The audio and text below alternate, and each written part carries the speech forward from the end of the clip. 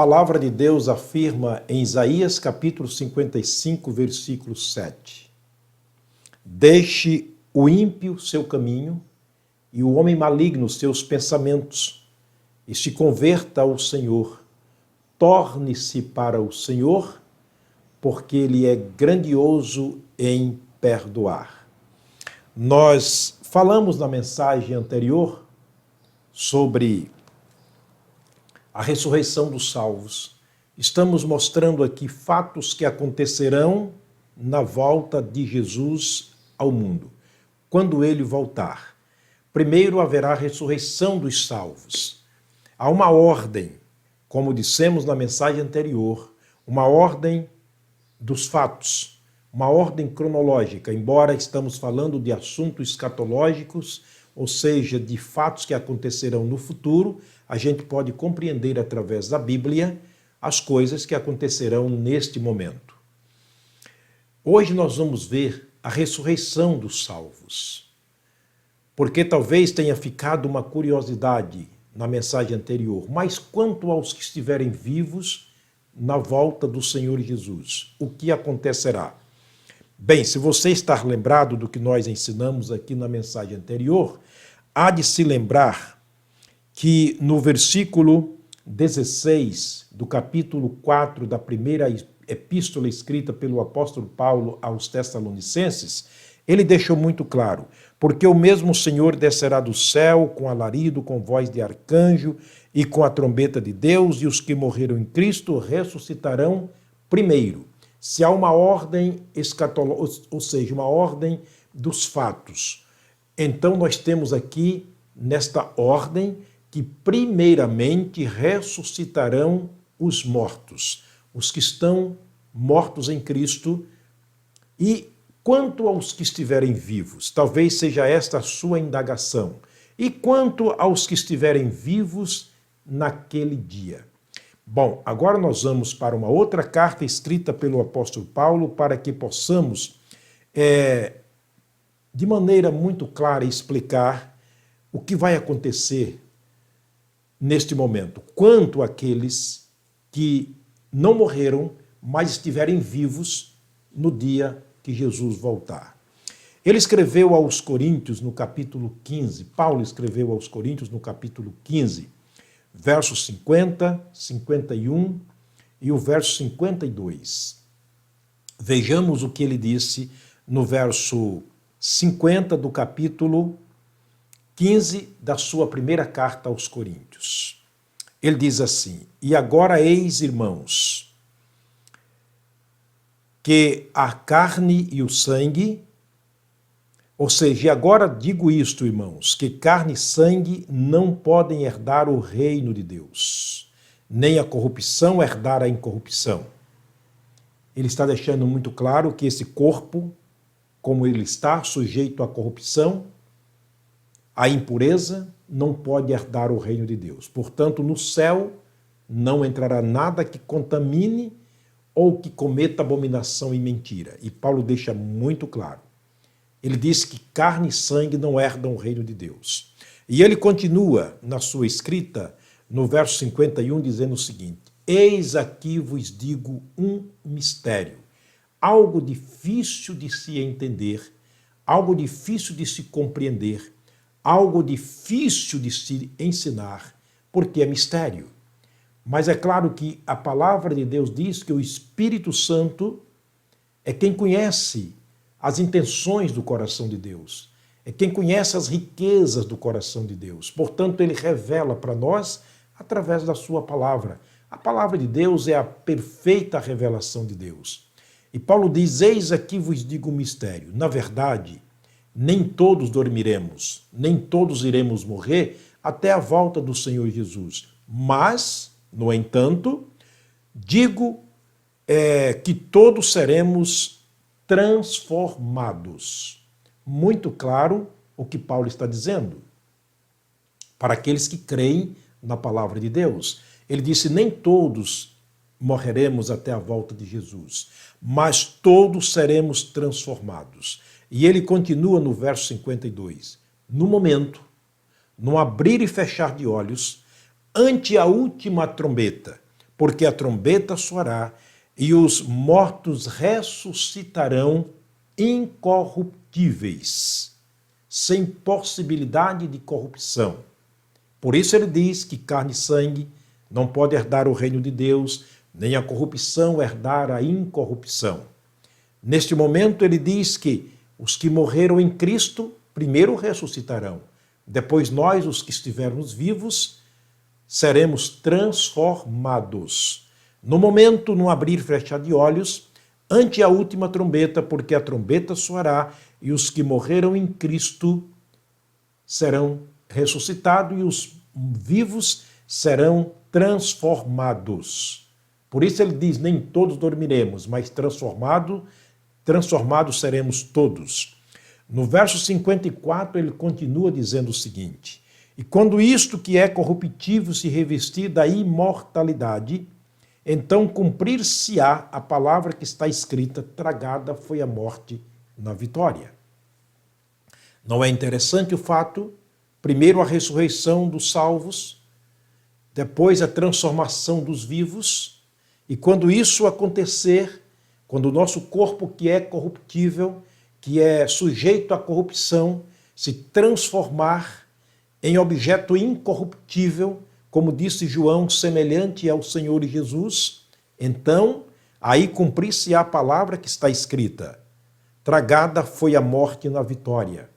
Porque no capítulo 15, nesse capítulo 15, verso 26, o apóstolo Paulo declarou dizendo que o último inimigo a ser derrotado ou aniquilado é a morte.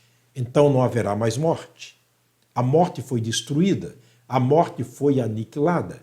Portanto, fica muito claro aqui os fatos que acontecerão na volta do Senhor Jesus. Apenas repetindo para refrescar a nossa mente. Primeiro, Jesus voltará nas nuvens. Depois, haverá a ressurreição dos mortos em Cristo. Logo em seguida, Paulo diz que isso é fração de tempo, de segundo, no momento, no abrir e fechar de olhos, a trombeta vai soar e os que morreram em Cristo ressuscitarão primeiro, depois nós, os que estivermos vivos, todos seremos transformados. Aí a morte deixará de existir. E o verso 57, ele diz, mas graças a Deus que nos dá a vitória por nosso Senhor Jesus Cristo. Nessa questão, é uma grande vitória. A nossa vitória completa não está aqui. Não, Jesus Cristo disse, no mundo vocês terão aflições, mas tende bom ânimo, eu venci o mundo. Assim como ele venceu e se assentou ao lado da glória do Pai, ele diz que assim também aqueles que o vencerem sentarão com ele. Está lá em Apocalipse, capítulo 2, muito claro, capítulo 3, quando ele escreveu as cartas às igrejas da Ásia Menor. Agora, aqui o que nós temos como resumo desses fatos é a ressurreição de todos os salvos e o nosso encontro com ele, ou seja, o arrebatamento, melhor dizendo, porque a ressurreição já aconteceu a transformação dos vivos e agora juntos subiremos a estar com o Senhor. Isso a Bíblia chama de o arrebatamento. Olha o que diz a carta de Paulo aos Tessalonicenses, capítulo 4, versículo 17 da primeira carta. Ele diz, depois nós, os que ficarmos vivos, seremos arrebatados juntamente com eles nas nuvens, a encontrar o Senhor nos ares, e assim estaremos para sempre com o Senhor. Portanto, esses fatos acontecerão na volta do Senhor Jesus. A ressurreição dos salvos, transformação dos vivos, e juntos subiremos a encontrar o Senhor nos ares, e ali estaremos sempre com o Senhor.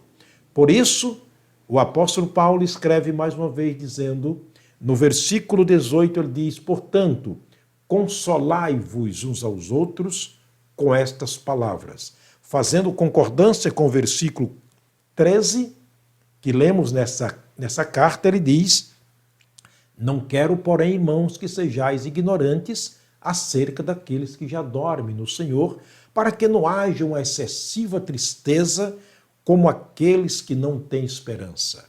Possivelmente você já viu em uma reunião fúnebre a expressão adeus até nunca mais, ou adeus até dia de juízo. É possível. Para aqueles que não têm esperança, tudo acaba na morte. Embora não acabando, é claro, nós vamos ver isso nos acontecimentos posteriores. Mas esta é a desesperança daqueles que não têm esperança. Adeus até nunca mais. Mas para nós que somos salvos, pela graça de Deus, há uma grande e viva esperança de nos encontrarmos de novo nesse encontro maravilhoso com Jesus.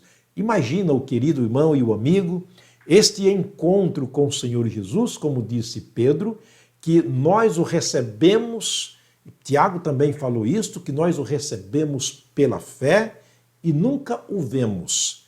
Mas naquele dia, a nossa esperança, a nossa salvação se redundará em glória. Como disse Paulo, ele voltará, ele disse aos Tessalonicenses, ele diz, ele voltará para ser glorificado e admirado naqueles que creram no Evangelho.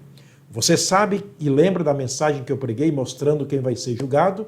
Aqueles que não creem no Evangelho, não obedecem ao Evangelho de Deus e nem conhecem o Senhor Jesus Cristo. Esses serão banidos da face do Senhor, mas os salvos serão reunidos outra vez e ali estaremos sempre com o Senhor. O povo de Deus um dia estará na glória. Você faz parte desse povo, você faz parte desta multidão, seu nome já está escrito no livro da vida. Quando Jesus voltar, de que lado você vai estar? Você estará ao lado daqueles que vai ressuscitar, por já estar na sepultura, do lado daqueles que serão transformados por estarem aguardando a volta do Senhor Jesus, ou ficará para a segunda ressurreição e o julgamento eterno e a condenação eterna? Bom, aí é uma questão que só você pode responder. Eu sei onde eu estarei. Cada um deve saber de si. Deus quer que estejamos com Ele. Esta é a grande verdade. Consolai-vos uns aos outros com estas palavras. O Senhor te abençoe. O Senhor te guarde. Eu estou me esforçando muito para ser muito claro e espero que eu esteja sendo para você, que você possa compreender de maneira muito clara essa questão escatológica, esta ordem cronológica dos fatos na volta do Senhor Jesus. Quero terminar mais uma vez orando. Pai, muito obrigado, Senhor, por estarmos aqui na Tua presença, descobrindo e vendo essas pérolas maravilhosas, esses acontecimentos futuros que acontecerão na volta do Senhor Jesus. Fala ao coração dos meus irmãos para uma grande e viva esperança, uma verdadeira e perfeita consolação, e aqueles que não têm essa esperança, que possam receber, conhecer Jesus como Salvador pessoal. Esta é minha oração no nome de Jesus. Amém. O Senhor te abençoe, o Senhor te guarde. Derrame sobre ti e a sua família a sua bênção, a sua graça e a sua misericórdia. Eu te espero na próxima mensagem sob a graça e a misericórdia dele para mais uma façanha deste assunto que é muito importante.